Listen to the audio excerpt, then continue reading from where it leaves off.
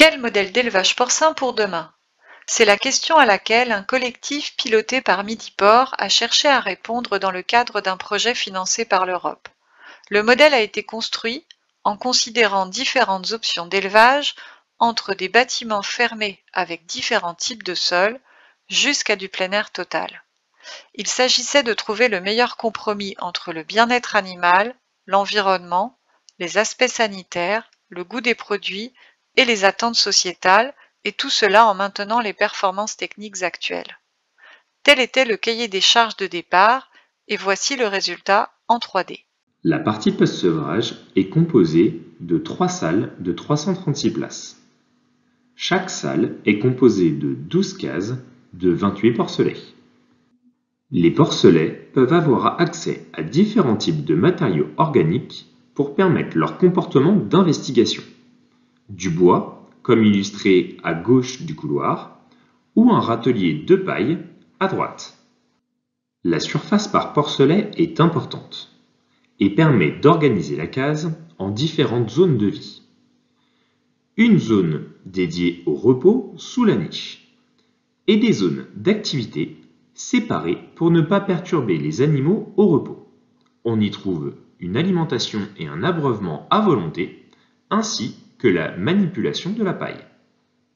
Les déjections se feront en dehors de ces zones.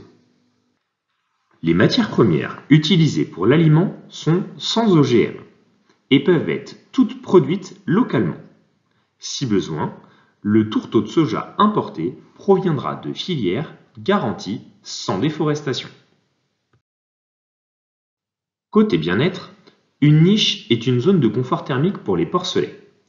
Côté environnement, le chauffage localisé sur la niche permet de réduire la température de la salle et donc de faire des économies.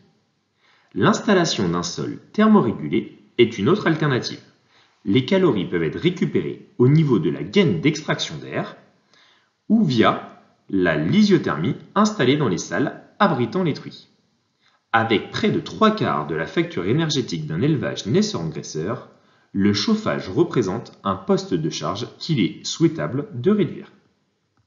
Les sols utilisés favorisent un couchage confortable et de bons aplombs. Le caillebotis plastique permet d'avoir des sols propres. Les effluents sont facilement évacués vers la préfosse, ce qui contribue à réduire les émissions d'ammoniac et les odeurs de la salle.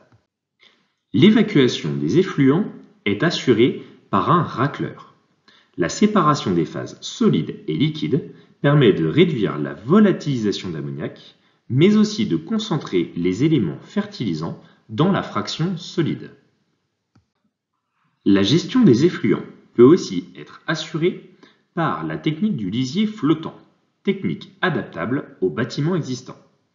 Elle permet de faciliter leur évacuation, particulièrement si la paille est mise à disposition des animaux, mais aussi de réduire les émissions d'ammoniac et odeur de la salle.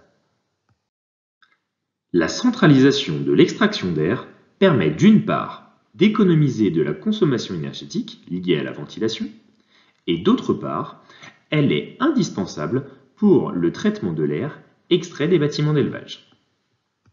Ce type de traitement de l'air est efficace pour réduire les émissions d'ammoniac, d'odeur et de particules vers l'atmosphère. Voici ce que cela donne en termes de performance. Elles ont été estimées par modélisation en intégrant à la suite du bâtiment les postes stockage et épandage des déjections. Pour l'élevage de demain, les lisiers sont soit stockés en fosse couverte, soit utilisés en méthanisation. Ces performances environnementales ont été estimées en comparaison à un élevage de référence conventionnel sur lisier, avec stockage des effluents sous les animaux, puis en fosse découverte et épandue par pendillard.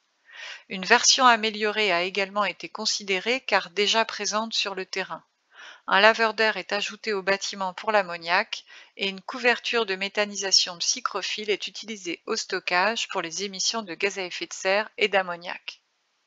Les résultats sont présentés de la façon suivante avec les performances de l'élevage de référence ENV+, positionné à 100%, et en relatif les résultats de l'élevage de référence sans bonne pratique.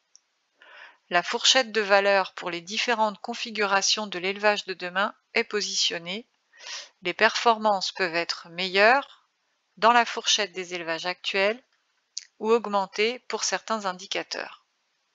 3 indicateurs ont été calculés avec les consommations d'énergie, les émissions d'ammoniac et les émissions de gaz à effet de serre. L'élevage de demain en post-sevrage permet de réduire de 63% les consommations d'énergie. Les émissions d'ammoniac sont également réduites entre 18 et 27% par rapport à la référence ENF+. Les émissions de gaz à effet de serre sont réduites jusqu'à 21% en cas d'évacuation fréquente des déjections combinée à de la méthanisation, sinon elles sont inchangées par rapport à l'élevage de référence sans bonne pratique. En conclusion, cette configuration de bâtiment permet d'allier bien-être et environnement.